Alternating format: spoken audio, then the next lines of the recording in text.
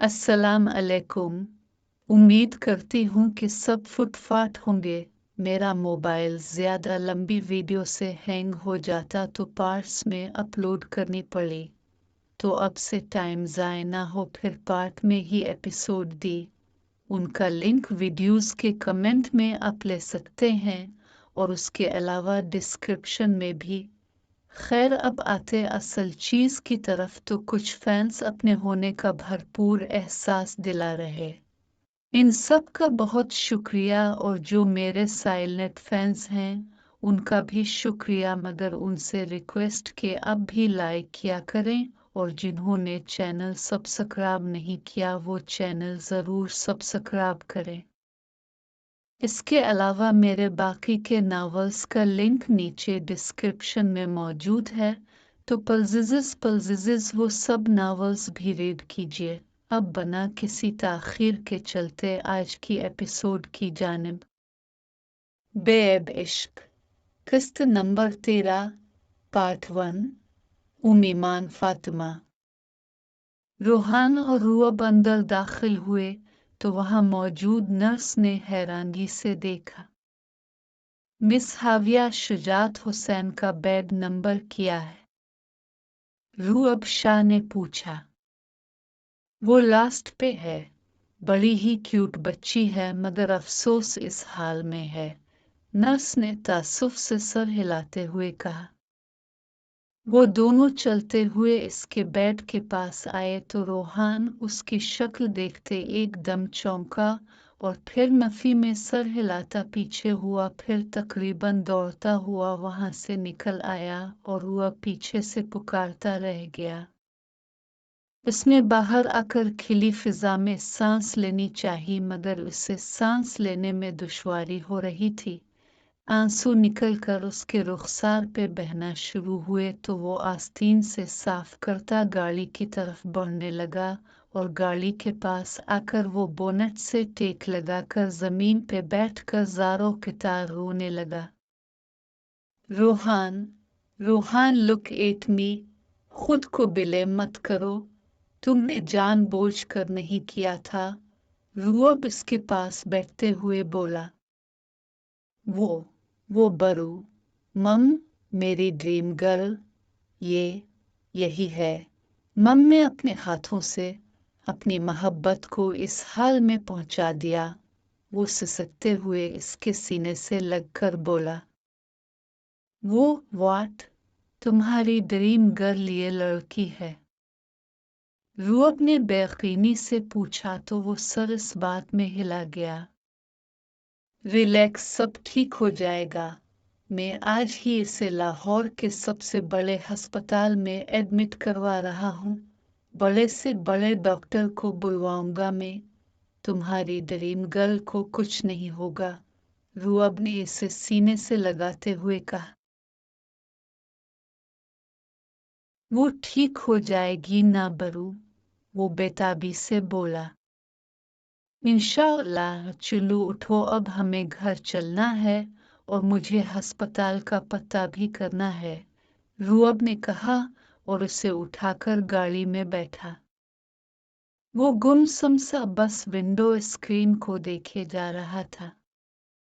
अपने आप को संभालो रोहान, घर के सामने पहुंचकर रूअब ने इसके कंधे पे हाथ रखते हुए कहा।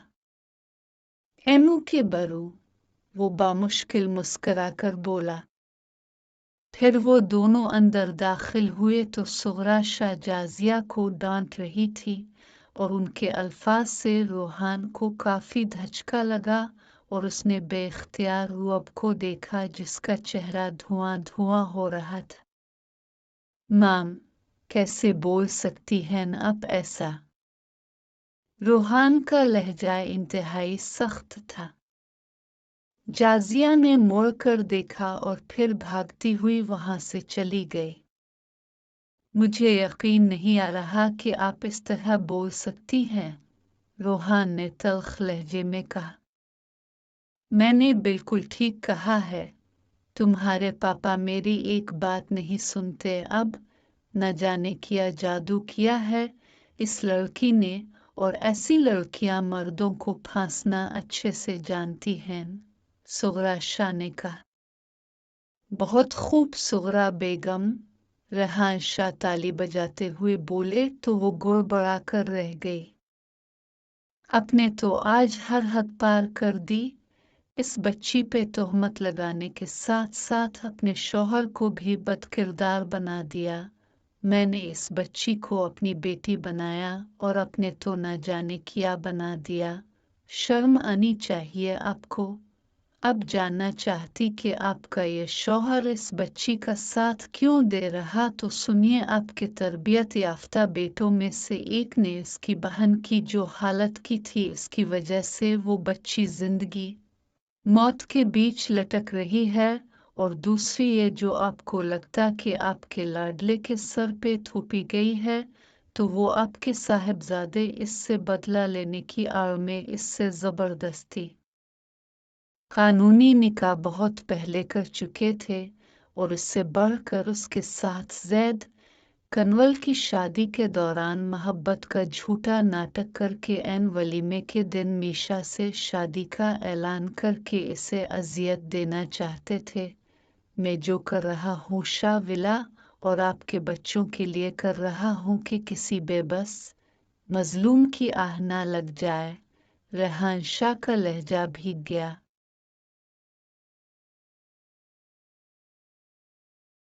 रूअफ़ज़ल झुकाए खड़ा था और रूहान की पलकें फिर से भीगने लगी थी। सुगरा शाह तो फक चेहरे से मुंह पे हाथ रखे खड़ी थी। ओफ अल्लाह मम, मुझे इस बच्ची ने बताया था कि उसकी बहन कोमा में है और मैं अपने बच्चों की खुशी और गम में उलझकर सब भूल गई।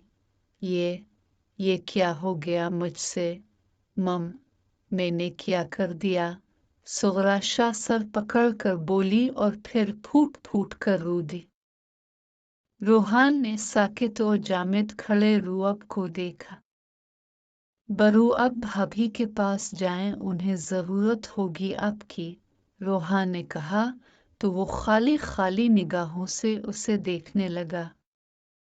जाइए ना, रूहान ने कहा तो वो सर हिलाता अपने कमरे की जानिब बढ़ गया। रूहान सुगरा शाह की तरफ बढ़ा और उन्हें हिसार में लेकर चुप करवाने लगा।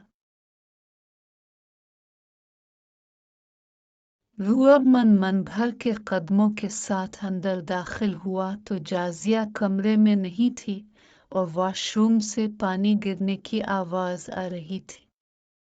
वो चुपचाप सोफे पे बैठते इसकी बैग से सर टिकाए इससे बात करने के लिए अल्फाज ढूंढने लगा।